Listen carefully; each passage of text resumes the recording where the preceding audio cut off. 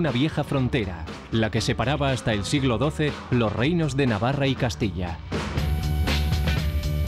Sus restos son castillos roqueros de vigilancia con vistas espectaculares, viejas ciudades amuralladas y orgullosas torres feudales que controlaban el paso de los viajeros y los ejércitos enemigos.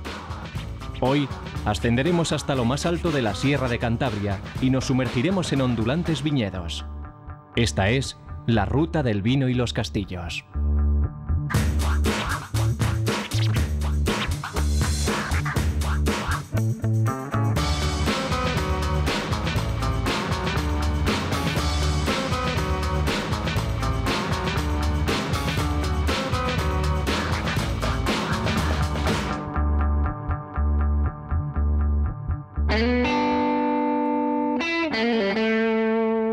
En septiembre, los viñedos del Salto de la Bastida, junto al río Ebro, son un hervidero.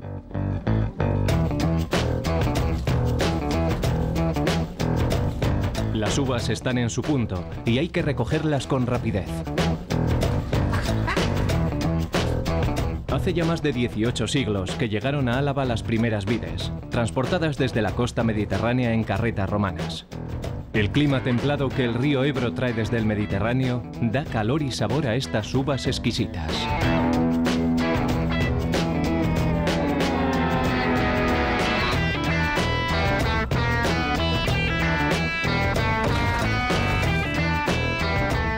El río Ebro es la frontera natural de estas tierras ricas y fértiles, que están protegidas de los vientos del norte por la alargada Sierra de Cantabria.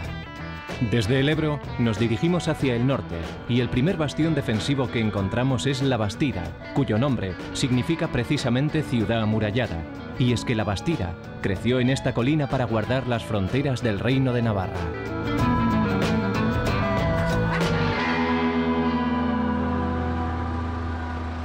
Seguimos a uno de los tractores utilizados en la vendimia para entrar en La Bastida.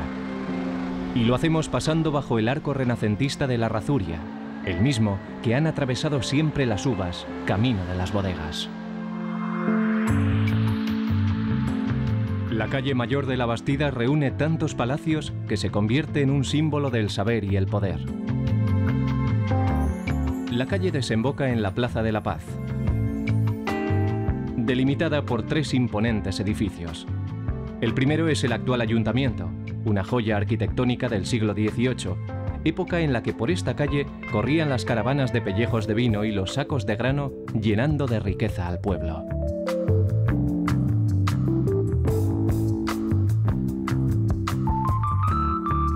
A su izquierda, el Palacio de los Salazar, hoy Casa de Cultura, parece querer hacerle la competencia en elegancia. Por algo La Bastida es la villa que más escudos de armas tiene de toda Álava.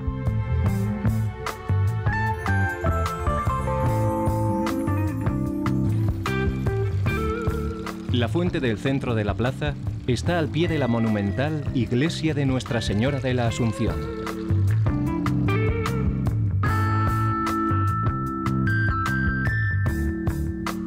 Tardaron casi 300 años en construirla. Su portada es colosal y su altísimo campanario parece diseñado para vigilar la llanura que se abre a los pies de La Bastida. Y precisamente la torre del campanario está a la misma altura que el otro templo de la villa, la ermita del Santo Cristo. Vamos a ascender hasta la colina en la que se encuentra el Santo Cristo. Y lo vamos a hacer pasando bajo la puerta de Toloño, la más antigua de las que permitían atravesar la muralla medieval que defendió la villa.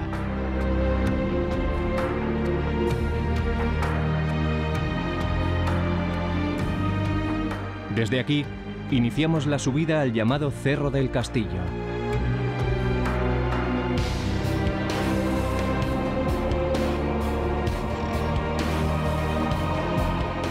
La ermita del Santo Cristo se levanta sobre este cerro, en el que vivieron los primeros habitantes de La Bastida hace más de 1000 años, antes de atreverse a bajar al llano. El Santo Cristo fue construido como una fortaleza, porque desde aquí se controla toda la llanura que va hasta más allá de la frontera del Ebro.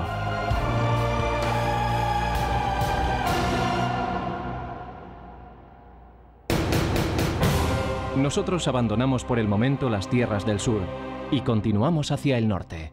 Y justo en lo más alto del Cerro del Castillo, cogemos una pista de tierra que nos llevará hasta la granja de Nuestra Señora de Remelluri, para luego ascender hasta la cima de Toloño.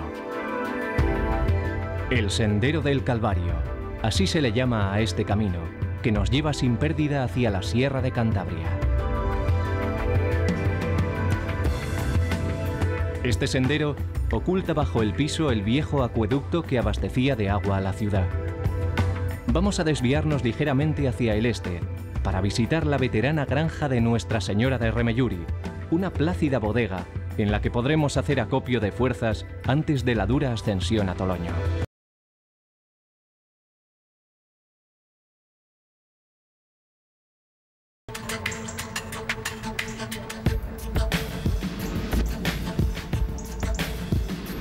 Y si llegamos en época de vendimia, el espectáculo está asegurado.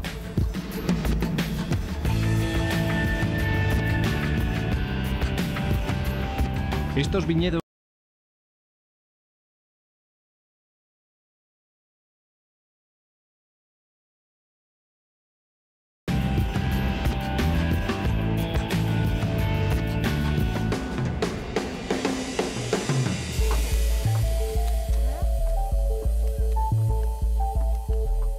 El vino es un trabajo artesanal, aunque cada vez se produce más vino.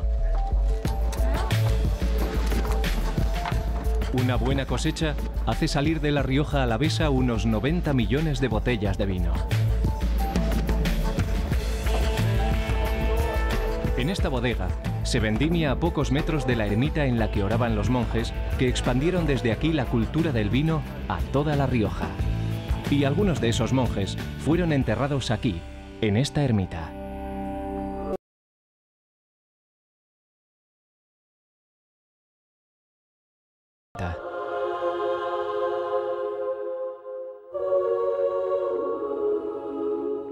Pero la granja de Remelluri todavía esconde más sorpresas, porque a pocos metros de la ermita se encuentra una espectacular necrópolis, tumbas con formas humanas excavadas en la roca hace 1000 años.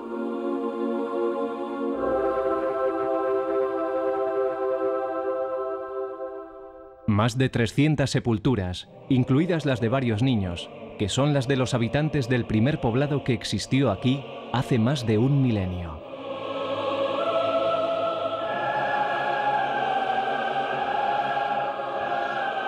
Aquí reposaron los primeros pobladores cristianos, bajo la protectora custodia de Toloño. Desde Nuestra Señora de Remelluri, vamos a seguir ascendiendo hacia la cima de Toloño. Y por el camino seguro que encontramos algunos rincones que nos atrapan.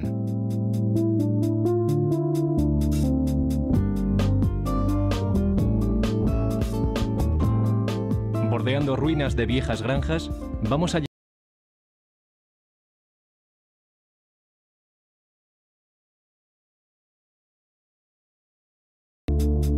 En el interior se guardan las imágenes de San Ginés, San Lorenzo y San Juan, protectores de las cosechas, de los pobres y de las aguas y el campo.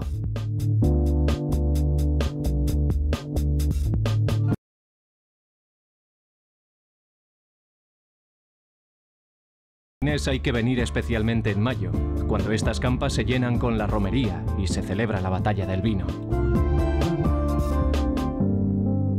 Pero nosotros debemos continuar con nuestra ruta. Desde San Ginés sube uno de los caminos históricos hacia Toloño, seguramente el que siguieron los monjes que habitaron el santuario situado en la montaña. Pero entre el bosque nos llama la atención una torre solitaria, como perdida. Es la Torre de Tabuérniga. Levantada en la soledad, para controlar el paso natural del llamado Portillo del Aire, el paso por el que transitaban los mercaderes que viajaban entre el valle del río Inglares al norte y la Bastida al sur. Por aquí podían transitar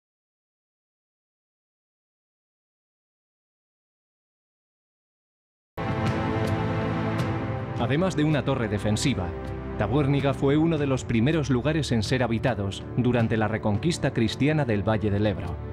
Aquí, entre los árboles, encontramos las ruinas de una vieja ciudad abandonada. Nosotros abandonamos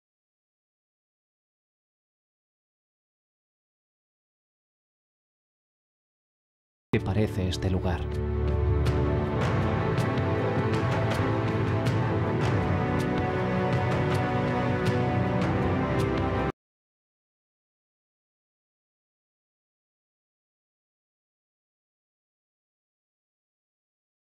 De Toloño, el punto más alto de nuestra ruta. La Sierra de Cantabria separa espacios y paisajes. Es el mejor escudo para abrigar a los viñedos riojanos de los fríos vientos del norte. Y hasta aquí arriba subieron los siervos del rey de Navarra para construir un castillo que vigilara las fronteras del reino. Esta era la más elevada de todas las fortificaciones, a 1250 metros de altitud, y la más inconquistable, hasta que fue abandonada en 1460, cuando la Sonsierra de Navarra pasó definitivamente a manos castellanas. Pero antes de atacar la cima de Toloño, los restos de la ermita del Humilladero nos invitan a que hagamos una parada de descanso en esta pequeña terraza natural. El Humilladero de Toloño fue construido como refugio de urgencia para quienes no conseguían llegar hasta el santuario de monjes jerónimos, situado aún mucho más arriba. Este es un buen sitio para descansar, porque la vista es magnífica.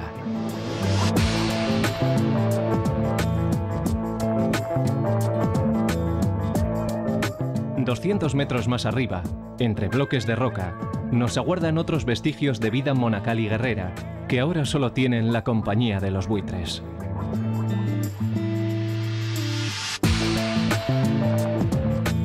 Lo primero que encontramos es un enorme socavón circular construido por la mano del hombre. Es una de las neveras del antiguo santuario de Toloño. Aquí, cada invierno se almacenaban hasta 24 toneladas de hielo. En verano el hielo se bajaba a la llanura en carretas y se vendía para conservar alimentos, hacer limonadas o para bajar la temperatura a los enfermos con fiebres. En el siglo XVII.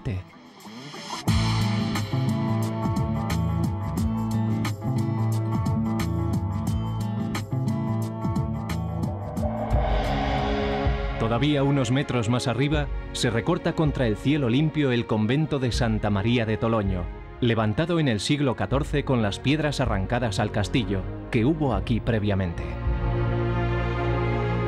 La sala capitular del templo desafía todavía al paso del tiempo, manteniéndose en precario equilibrio. Entre estos muros, los monjes jerónimos pudieron orar más cerca de Dios, pero no consiguieron soportar los fríos inviernos de la sierra. En el siglo XV fueron relevados por otra congregación que también se vio obligada a abandonar 3 siglos más tarde, y el monasterio quedó abandonado. Muy cerca de las ruinas del convento, prácticamente en la cima rocosa, es donde se alzaba el Alcázar de Toloño, la fortificación original que desde aquí controlaba todo lo que se movía en la llanura, incluso más allá de los meandros del Ebro. Un castillo los caballos salvajes que pastan y galopan en las praderas cercanas a Toloño fueron los únicos acompañantes de aquellos guerreros y monjes solitarios.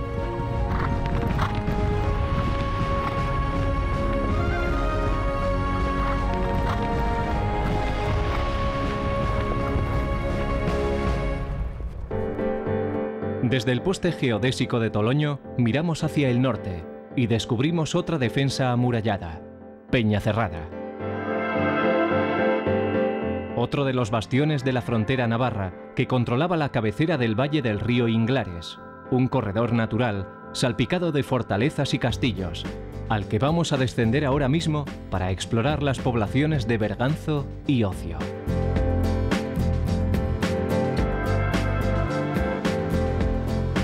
Berganzo está partido en 2 por el río Inglares, río que se encajona a su paso por el llamado Puente de Abajo.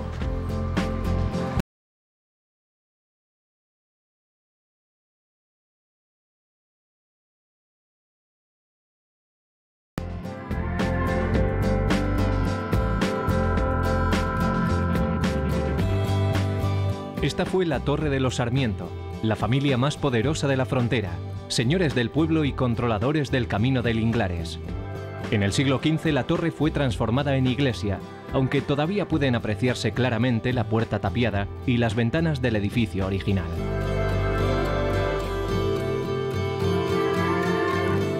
Salimos de Berganzo en dirección oeste y lo hacemos siguiendo el antiguo Camino Real, que discurre por la ribera izquierda del río Inglares. La última edificación que encontramos antes de abandonar definitivamente Berganzo es la ermita de la Virgen del Campo.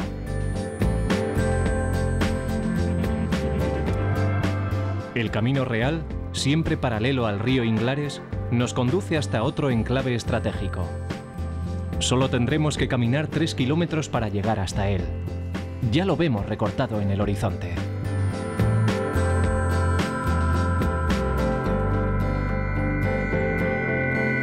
Es el Castillo de Ocio.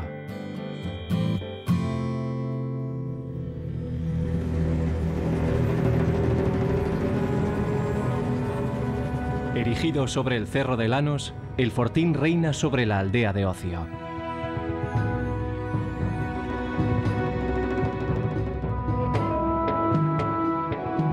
No es fácil tomar esta fortaleza, cortada a pico por todos sus lados y amurallada sobre la misma roca en 4 anillos concéntricos, casi infranqueables. Nos atrevemos a penetrar entre sus muros arruinados para recordar que los hombres de la Edad del Hierro ya vinieron a refugiarse aquí, en lo más alto de esta colina en forma de cono. La torre más alta de esta fortaleza fue construida hace 900 años por los reyes de Navarra y luego reforzada con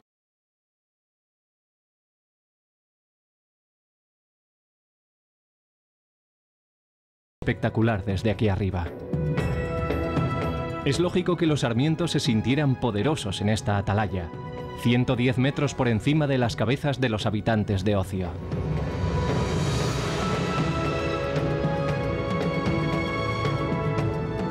Las aguas del Inglares discurren mansas hacia el oeste.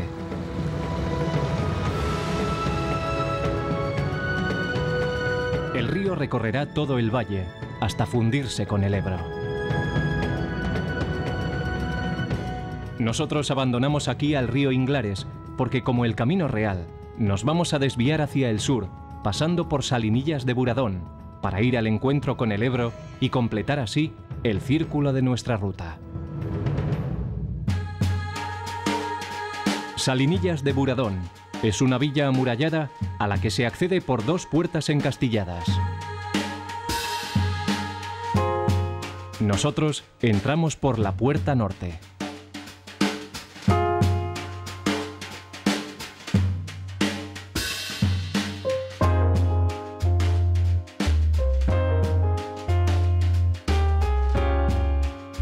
Recorriendo la calle Mayor y la calle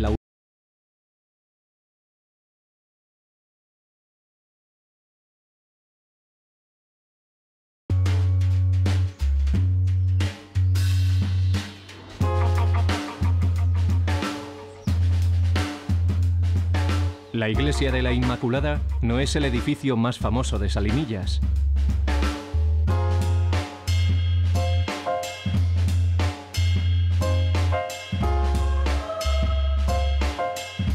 El templo comparte protagonismo con su vecino, el Palacio de los Condes de Oñate.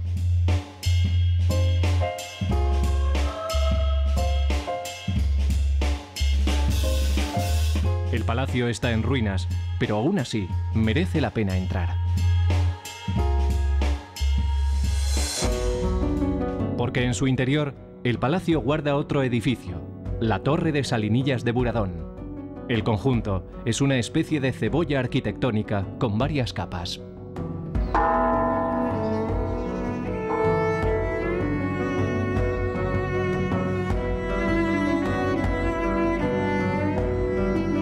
Primero fue la torre, que también era propiedad del linaje de los Sarmiento, a quienes ya hemos conocido en Berganzo y Ocio. Y después el conde de Oñate construyó su palacio envolviendo la torre. Así, conseguía 2 defensas en una sola propiedad. Pero entremos en la torre.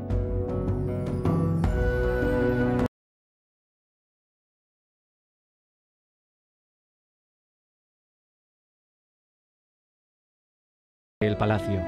Solo se mantienen en pie los muros de las 4 paredes. Vamos abandonando Salinillas de Buradón, hoy una población solitaria, pero que hace 700 años era una de las más ricas y bulliciosas de la comarca, gracias a la explotación de las salinas que aquí abundaban. Con el comercio de esa sal y los peajes que cobraban a los mercaderes, es como se enriquecieron los Sarmiento y pudieron construir su red de castillos y palacios en este territorio. Salimos por la puerta sur, que es la original de hace 7 siglos.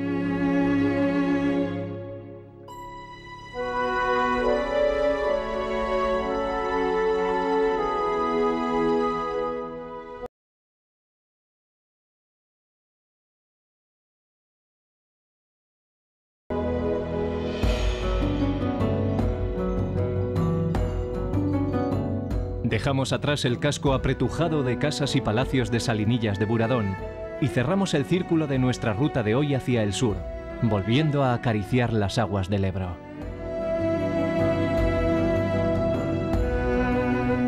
Río Ebro, finalizamos hoy nuestro recorrido.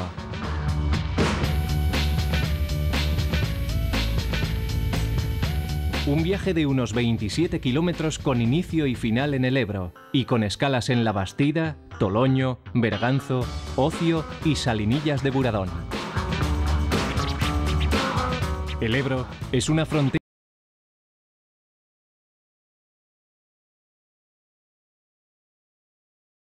todavía más lejos.